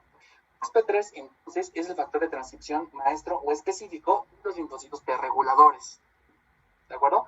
Ya sean naturales o inducibles. Entonces, insisto, CD4 porque derivan en linfocitos T cooperadores, CD25 alto porque para su funcionamiento y diferenciación requieren interleucina 2, y FOXP3 que es su factor de transcripción maestro o específico. Bueno, ahora, como sabemos que los linfocitos T reguladores son una subpoblación de linfocitos T, tenemos que mencionar también de igual forma su citocina inductora y sus citocinas efectoras. La citocina inductora más importante de los linfocitos T reguladores, entonces, podríamos mencionar que son la interleucina 2 y el TGF-beta. Insisto, citocinas inductoras más importantes de los linfocitos T reguladores son la interleucina 2 y el TGF-beta. Citocinas efectoras son predominantemente la interleucina 10 y también el TGF-beta. Ya no apunto su factor de transcripción porque acabamos de mencionar que su factor de transcripción característico o maestro es el FOXP3, ¿sale? Ahora, estos son los linfocitos T reguladores característicos, los naturales o los inducibles. Sin embargo, hay otras subpoblaciones de linfocitos T que también pueden actuar como células reguladoras. Y tenemos las células TR1 y las células TH3, ¿sale? Son otra subpoblación de linfocitos T reguladores, insisto, que también tienen estos efectos que vamos a mencionar más adelante, pero que como tal son distintos de los naturales y los inducibles. Ahora, me van a decir, bueno, ¿pero por qué son distintos? Bueno, antes de esto, las células TR1 son productoras características de interleucina 10, mientras que las células TH3 son productoras características de TGF-beta. Decimos que estas subpoblaciones TR1 y TH3 son diferentes de los linfocitos T reguladores porque tienen un fenotipo distinto. Y este fenotipo es el siguiente. Vean, las células TR1 y TH3 van a ser CD4 positivas porque derivan de linfocitos T cooperadores, pero tienen CD25 bajo. ¿Esto qué nos tiene que hacer pensar? Que para las células TR1 y TH3 no es importante la función que lleva a cabo la interleucina 2 porque su expresión de CD25, que es la porción de alta afinidad, se encuentra baja. Entonces, esa es una primera distinción de otras poblaciones reguladoras, que su CD25 está bajo. Y además, por si fuera poco, también son diferentes en que son células FOXP3 negativo. ¿Sale? Creo que se dejó de compartir. Perdón, les decía, son FOXP3 negativo. Entonces, esta es la principal distinción entre el fenotipo de unas células u otras. Insisto, las reguladoras características, que son naturales o inducibles, son CD4, CD25 alto, porque requieren interleucina 2, y FOXP3 positivo. Otras subpoblaciones, como TR1 y TH3, expresan CD25 en baja proporción, porque no requieren interleucina 2, y no expresan FOXP3, ¿sale? ¿Queda claro entonces de dónde vienen y cuál es el fenotipo de las células T reguladoras hasta el momento?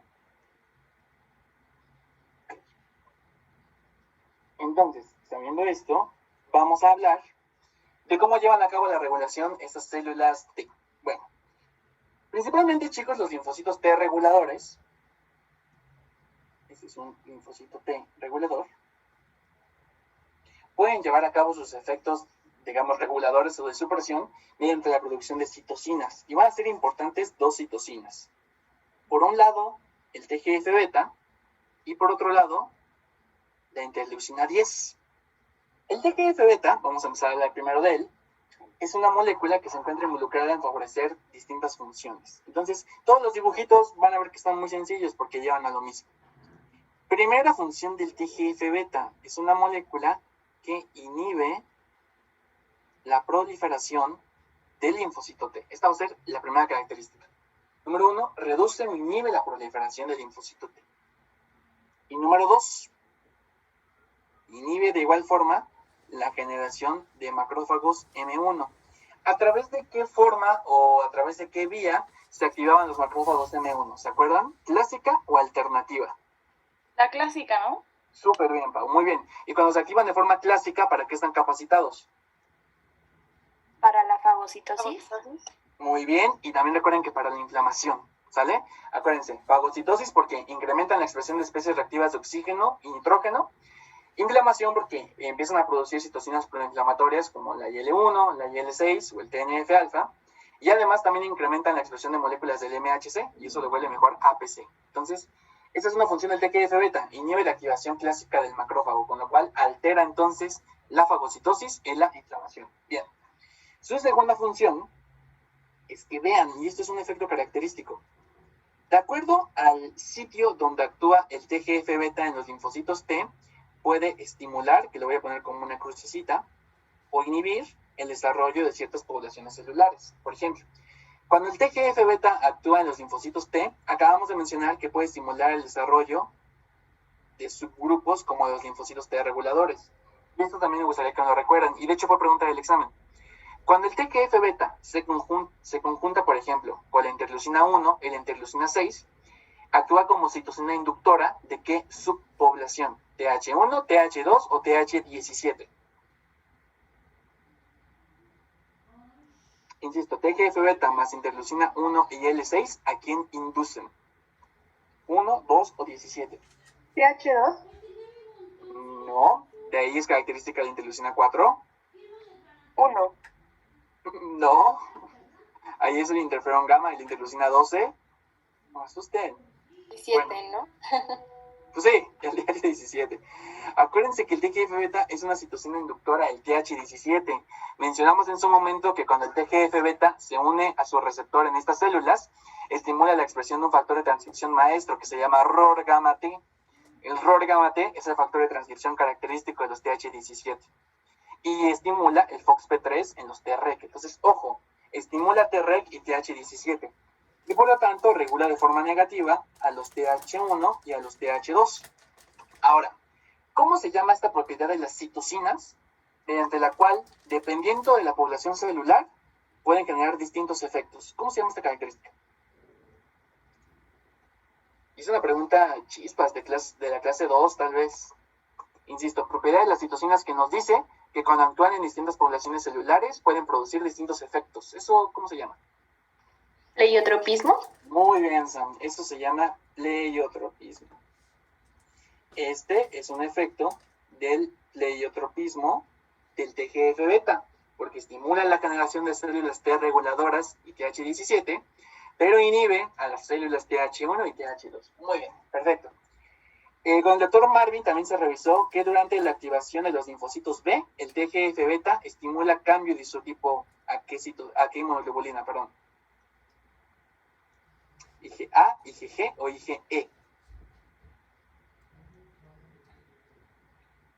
¿No? ¿Nadie sabe? IgA. IgA, muy bien. Estimula cambio de isotipo a IgA. Perfecto. Y además, chicos, el TGF-beta también es una citocina que participa en la reparación tisular. ¿Sale? Participa en la reparación tisular porque estimula la síntesis de matriz extracelular. Por eso, en algunos exámenes en algunos libros o exámenes podrían encontrar que el TGF-beta es una citocina profibrótica. Insisto, es una citocina profibrótica porque estimula la síntesis o producción de matriz extracelular y esto está involucrado en la reparación tisular. ¿Sale? Bueno, no pierdan de vista esto. La otra citocina que se genera es la interleucina 10. ¿Cómo se llama la característica de las citocinas que nos dice que algunas citocinas pueden inhibir o neutralizar los efectos de otras? ¿Esa propiedad cómo se llama? ¿Antagonismo? Muy bien, antagonismo. Bueno, característicamente la interleucina 10 genera un efecto antagónico sobre la interleucina 12. Entonces, para entender los efectos de la interleucina 10, basta con recordar qué hace la IL-12. Y vean, esto es muy sencillo. ¿A qué subpoblación induce la interleucina 12? ¿TH1, TH2 o TH17? TH1. Muy bien, entonces, si no hay interleucina 12, no va a haber linfocitos TH1. ¿Qué producen los linfocitos TH1 como citocina efectora? Interferón gamma. Exacto, dale, muy bien. Entonces, como no hay TH1, también se reprime la producción de interferón gamma. ¿Qué tipo de activación en el macrófago estimula el interferón gamma? La clásica. La clásica. Entonces, ojo, estos son los efectos característicos de la interleucina 10. Y vean, no se tienen que aprender nada, nada más recordar qué hace la IL-2. Si la interleucina 10 antagoniza a la interleucina 12, 1. Inhibe la generación de un perfil efector TH1. 2. inhibe o reduce la producción de interferón gamma. Y 3, inhibe la activación clásica del macrófago. Esos son los efectos característicos de la interleucina 10 y se canalizan por su antagonismo sobre la interleucina 12. Muy bien. Y ya por último, la interleucina 10 de igual forma puede reducir la expresión del MHC de clase 2 y esto se observa sobre todo en las células dendríticas. ¿Vale? Entonces, me gustaría que me dijeran, ¿estas citocinas qué efecto tienen sobre la respuesta inmunitaria? ¿La estimulan o la suprimen? Con la que hemos visto hasta ahorita.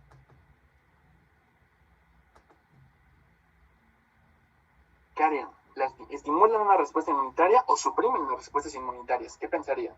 Pues yo diría que la suprimen, ¿no? Exacto, Zamora, muy bien. Pregunta de examen. El TGF-beta y la interleucina 10 son los ejemplos característicos de citocinas inmunosupresoras. Perfecto. TGF-beta, interleucina 10, insisto, son los ejemplos característicos de citocinas inmunosupresoras. Y estos entonces serían sus efectos más característicos. ¿Sale? ¿Queda claro entonces cómo los llevan a cabo? Perfecto, muy bien.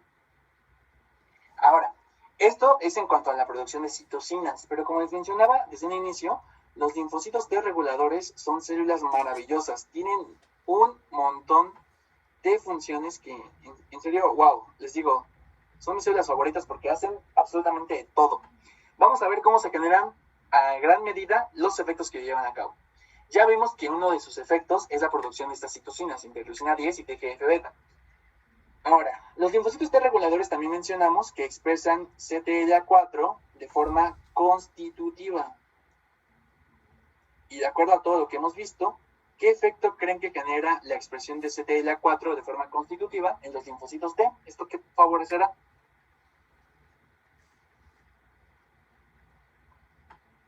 Pues la disminución de señales, ¿no?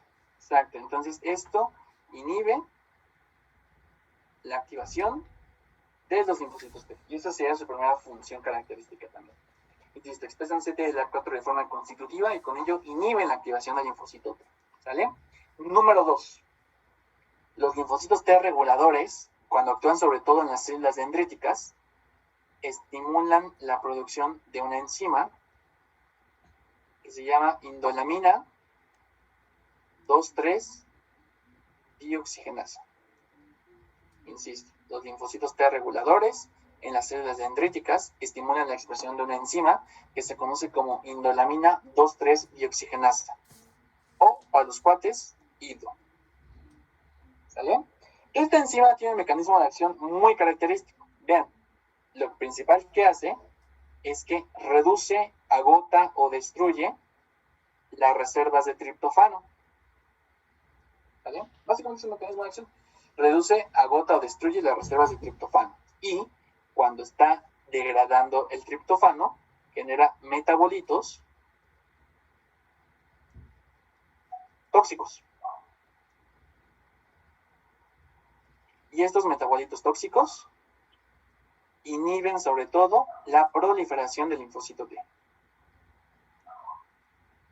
Insisto, indolamina 2,3-dioxigenasa se expresa en las células dendríticas, cataboliza el triptofano, genera metabolitos tóxicos y con ello disminuye la proliferación del linfocito T. ¿Sale? Ahora, otro efecto que también tienen los linfocitos T reguladores es que pueden favorecer la apoptosis. Son capaces de destruir sobre todo células dendríticas y macrófagos. ¿Sale? Ahorita voy a mencionar cómo lo hacen, pero vean, esta es una función también característica. Pueden favorecer la apoptosis de células dendríticas y macrófagos. Con lo cual, la apoptosis de estas células, ¿qué señal de activación está alterando? ¿La 1, la 2 o la 3? Ojo, ¿ven? Insisto, la apoptosis de células dendríticas y macrófagos, ¿qué señal altera en los linfocitos T? ¿La 1, la 2 o la 3?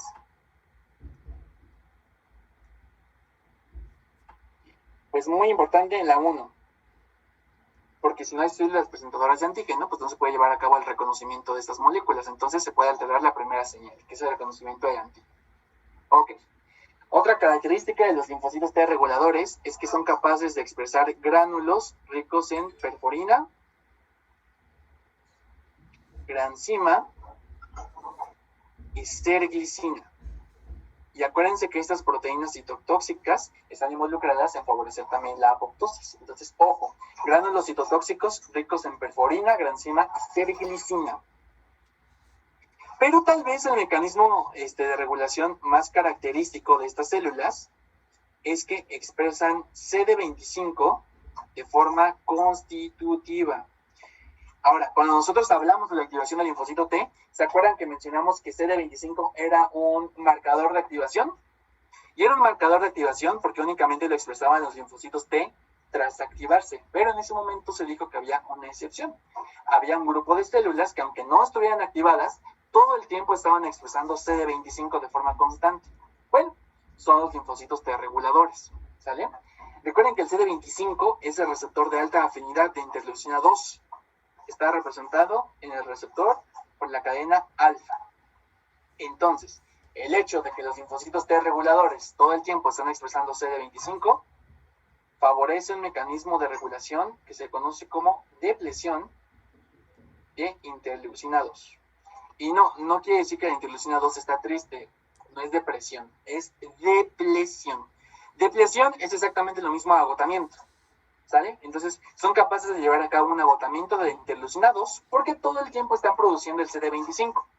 El CD25 les permite captar o secuestrar la interleucina 2 del ambiente, ¿sale? Y ahora, si no hay interleucina 2, ¿qué se está alterando? O sea, ¿cuál es la función más importante de la interleucina 2 durante la activación del linfocito T? ¿Se acuerdan? Llevan a cabo un proceso que se conoce como... proliferación. Exacto, Aldo, muy bien. Expansión clonal. La interleucina 2 es la citocina característica que lleva a cabo la expansión clonal. Entonces, cuando hay depresión o agotamiento de interleucina 2, también con ello se evita la expansión clonal. Perfecto. Y también expresa moléculas como CD39. CD39 es una molécula que se conoce como ectonucleotidasa. ¿Sale? Es una ectonucleotidasa. CD39 es una molécula que todo el tiempo se encuentra degradando ATP o ADP, y cuando degrada el ATP o el ADP genera un componente que se conoce como adenosina. Y la adenosina es un metabolito tóxico para los linfocitos T, ¿de acuerdo? Y es otro mecanismo de regulación que es capaz de llevar a cabo los linfocitos T reguladores. Insisto, CD39 es una ectonucleotidasa que degrada ATP y ADP, generando metabolitos tóxicos como la adenosina. Y por último, lo voy a poner por acá, porque no está tan bien descrito, pero se ha mencionado. Los linfocitos T reguladores pueden expresar una molécula que se conoce como galectina 1. ¿De acuerdo? La galectina 1 es una molécula que se ha visto in vitro que puede favorecer la apoptosis de los linfocitos T o puede disminuir la tasa de expansión clonal. ¿Sale? Entonces, para retomar sus efectos, vean. 1. CTLA4 de forma constitutiva inhibe la activación de los linfocitos T. 2. Expresa indolamina 2,3-oxigenasa, cataboliza el triptofano, genera metabolitos tóxicos y reduce la proliferación de la célula T. 3. Apoptosis de APC, como dendríticas y macrófagos, que alteran la primera señal de activación. 4. Gránulos ricos en perforina, granzima y cerglicina, que favorecen la apoptosis celular. 5, y esto podrá ser pregunta de examen, expresión constitutiva de CD25, que favorece una depresión o agotamiento de interleucina 2, con lo cual no hay expansión clonal. 6. CD39 genera metabolitos tóxicos como la adenosina, que reducen la proliferación de las células T. Y 7. La galectina. La galectina in vitro favorece la apoptosis y reduce la expansión clonal de los linfocitos T. Entonces, por ello les digo que los linfocitos T reguladores son increíbles, pueden hacer un montón de cosas. Tienen efectos citotóxicos, porque tienen perforina y granzima.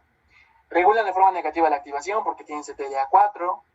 Estimulan que no haya expansión clonal por CD25. O sea, realmente por ello entendemos por qué también se conocen como linfocitos T supresores. ¿Vale? ¿Quedan claros todos los efectos que son capaces de generar estas células? Perfecto. Bueno, y ya prácticamente para concluir. Hay otro mecanismo, bueno, todo esto se ve en los mecanismos de tolerancia periférica de la célula T. Fíjense, ya vimos varios.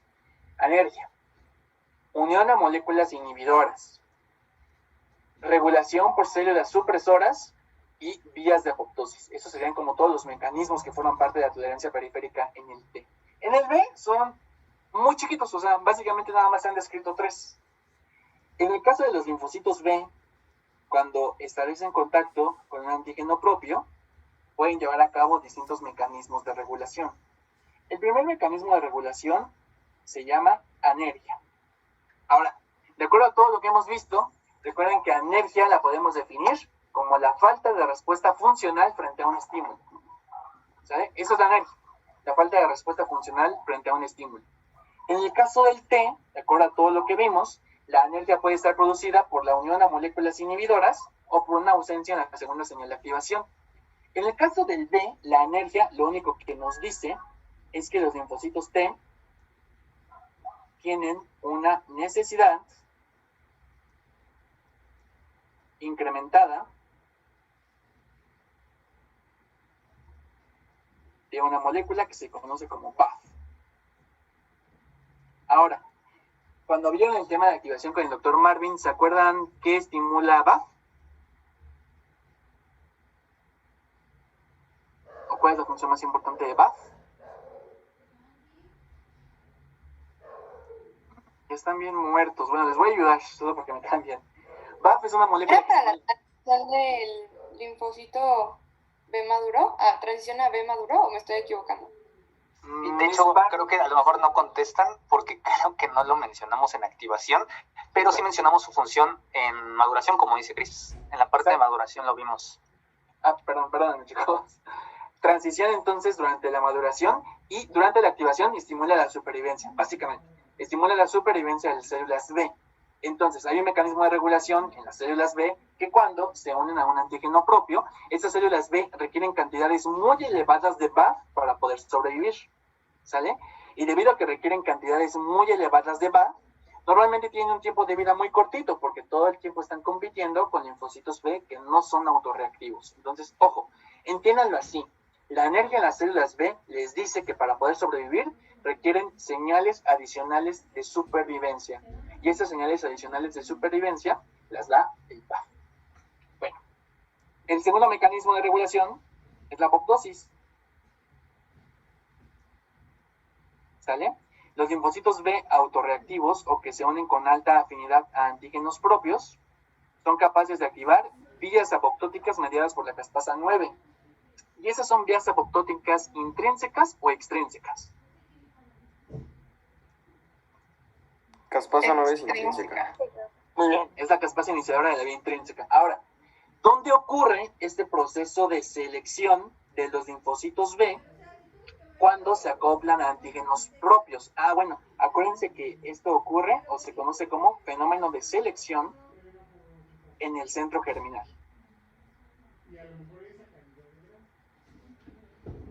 ¿Sale? Insisto, este fenómeno de selección ocurre en el centro germinal. A grandes rasgos, recuerden que cuando los linfocitos B en el centro germinal, los centroblastos migran hacia la zona clara, cuando se conocen como centrocitos en la zona clara, si tienen una alta afinidad por el antígeno, son capaces de reconocer el antígeno mostrado por las células dendríticas foliculares. ¿Y para qué los B tenían que reconocer este antígeno? Porque acuérdense que los B, cuando reconocen el antígeno mostrado por las FDC, se lo quitan y se lo muestran al T.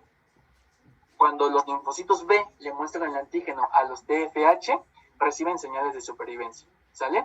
Entonces, la selección en centro germinal nos asegura que únicamente los linfocitos que se unen con alta afinidad a ciertos tipos de antígenos o que los linfocitos que se unen con alta afinidad a antígenos propios sufran apoptosis, ¿sale? Insisto, linfocitos B que son capaces de unirse con alta afinidad a antígenos propios son destruidos mediante apoptosis intrínseca.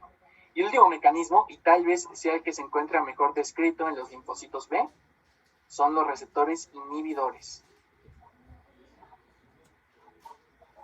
Los receptores inhibidores, en el caso de la célula T, ya los mencionamos, son CTLA4 y PD1. En el caso del linfocito B, los receptores inhibidores predominantemente son CD22 y un receptor FC, que se conoce como FC gamma R2B.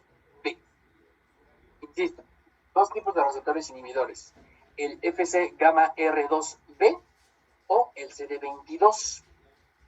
Recuerden que el FC gamma ER2B también se conoce como CD32B. Bueno, ¿cómo llevan a cabo su efecto regulador estos receptores? Es exactamente lo mismo. Los receptores CD32 y CD22 se encargan del reclutamiento de fosfatasas. ¿Vale? Así es como regulan básicamente. Tienen secuencias de aminoácidos en sus colas citoplásmicas que favorecen el reclutamiento de fosfatasas. ¿Vale? A lo mejor si fuéramos muy manchados, tal vez algún día podríamos preguntar qué fosfatasas. Bueno, en el caso de CD22, recluta una fosfatasa que se llama SHP1. Y en el caso del CD32, recluta una fosfatasa que se llama SHIP. ¿Está bien? Ahora, de acuerdo a lo que hemos visto, sabemos que el reclutamiento de fosfatasas durante la activación de los linfocitos inhibe el proceso de activación. Recuerden que las fosfatasas son igual a inhibición. Entonces, el CD32 y el CD22 contienen estructuras o secuencias de aminoácidos que favorecen el reclutamiento de estas enzimas y con ello inhiben la activación del B. Entonces, tolerancia periférica del B, tres grandes mecanismos. 1. Anergia, el cual incrementa la necesidad de establecer contacto con BAF para sobrevivir. Número 2, la apoptosis, sobre todo la mitocondrial mediada por la caspasa 9. Y número 3, el acoplamiento de receptores inhibidores que reclutan fosfatasas como CD32 y CD22. Entonces, como ven, la tolerancia del B, a comparación de la tolerancia del T, es un chiste, está súper sencillo. Y ya por último, que sería nuestra última, ya. Mande, Cristi. Perdón por la interrupción. ¿Le puede regresar tantito? Es que no terminé de anotar algo. Claro, anote. Insisto, Me chicos, faltaba el chip. ok. Anergia, apoptosis y receptores inhibidores. Bien. Ahora, la última población celular de la cual vamos a hablar el día de hoy son los macrófagos activados en un perfil M2, que también se conocen como macrófagos alternativos. Estos ya los vimos un montón cuando vimos las subpoblaciones efectoras. Nada más vamos a recordar cómo se generan, ¿sale? Recuerden, chicos, que cuando hay una infección causada sobre todo por parásitos helmintos, las células dendríticas van a producir una citosina que se conoce como interleucina 4. La interleucina 4, ¿qué va a hacer en los linfocitos T? La interleucina 4 va a hacer que los linfocitos CD4 se diferencien en qué subpoblación. TH1, TH2 o TH17. TH2, ¿no? Excelente, muy bien, TH2. Ahora, cuando se generan linfocitos TH2, los linfocitos TH2 producen citocinas efectoras. ¿Se acuerdan de cuáles son? Interleucina 5. Ok, la 5, ¿cuál más? 4 y 13, ¿no? Muy bien, interleucina 4, interleucina 5 y interleucina 13, excelente. Aquí van a ser de vital importancia sobre todo la interleucina 4 y la interleucina 13. ¿Está bien? Ahora, sabemos que también existe una subpoblación de células linfoides innatas, que son las células linfoides innatas de tipo 3 o ILC3, que también son productoras muy importantes de interleucina 4. Bueno, la interleucina 4 y la interleucina 13, que vienen de los TH2, son capaces entonces de actuar sobre el macrófago. Cuando el macrófago, lo voy a poner como MF, cuando el macrófago se ve influenciado por estas citocinas, sufre un tipo de activación que se conoce como activación alternativa o la producción de macrófagos alternativos, que en conjunto se conocen como macrófagos M2. Insisto, citocinas que estimulan la activación alternativa del macrófago serían la interleucina 4 y la interleucina 13. Ahora, cuando se generan los macrófagos M2 o en un perfil alternativo, tienen distintas funciones que pueden favorecer la regulación de la respuesta inmune. El primero de ellos es que pueden producir citocinas. Por ejemplo, pueden producir interleucina 4, pero más importantes, interleucina 10, TGF-beta. La interleucina 10 y el TGF-beta quedamos que se conocen como citocinas supresoras. Muy bien, Zamora, citocinas inmunosupresoras. Ya vimos todos los efectos que generan el TGF-beta y la interleucina 10. Ahora, siguiente. Los macrófagos activados en un perfil alternativo también están capacitados para llevar a cabo reparación tisular. ¿Sale?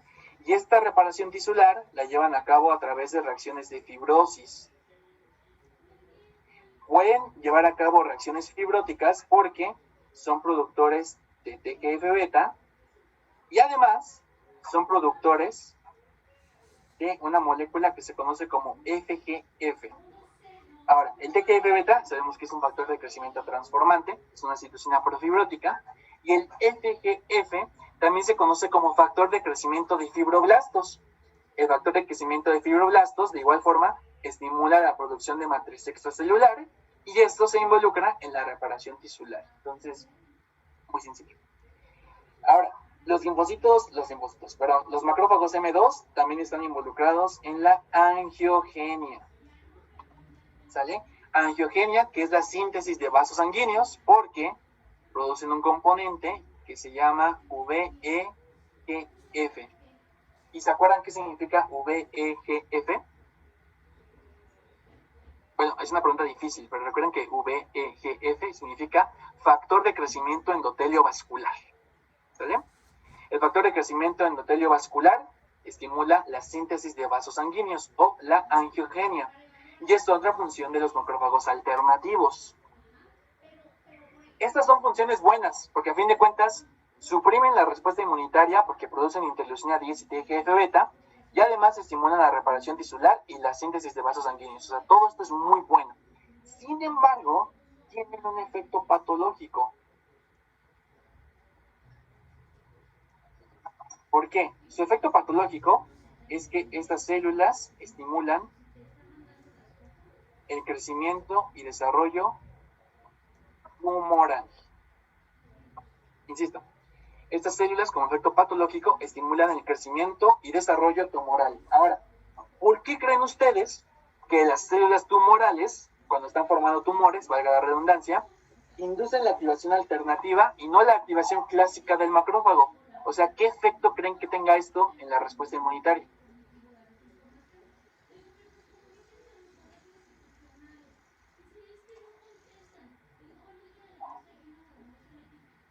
O si fueran una célula cancerosa, ¿por qué macrófagos M2 y no macrófagos M1? ¿Por la angiogénesis? Exacto, muy bien, Cristian, perfecto, súper. Esto lo vamos a ver muchísimo más adelante, pero ojo, una de las principales vías de diseminación del cáncer es la vía hematógena. ¿De acuerdo? El cáncer se puede diseminar a través de la sangre. Básicamente se puede diseminar a través de la sangre, a través del tejido linfático o por contigüidad. Pero ahorita vamos a mencionar la sangre. El cáncer se disemina a través de la sangre, hace metástasis.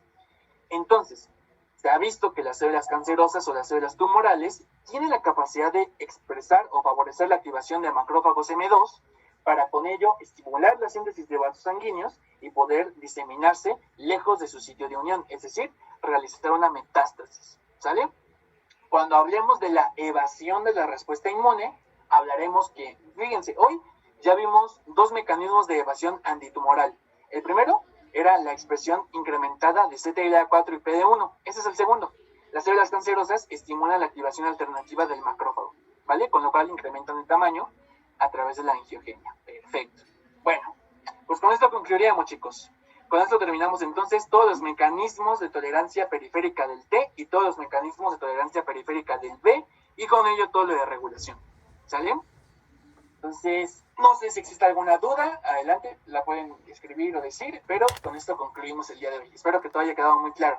Le puse algunas correlaciones clínicas para que fuera más interesante para ustedes y bueno, espero que todo haya quedado muy claro. Muchas gracias.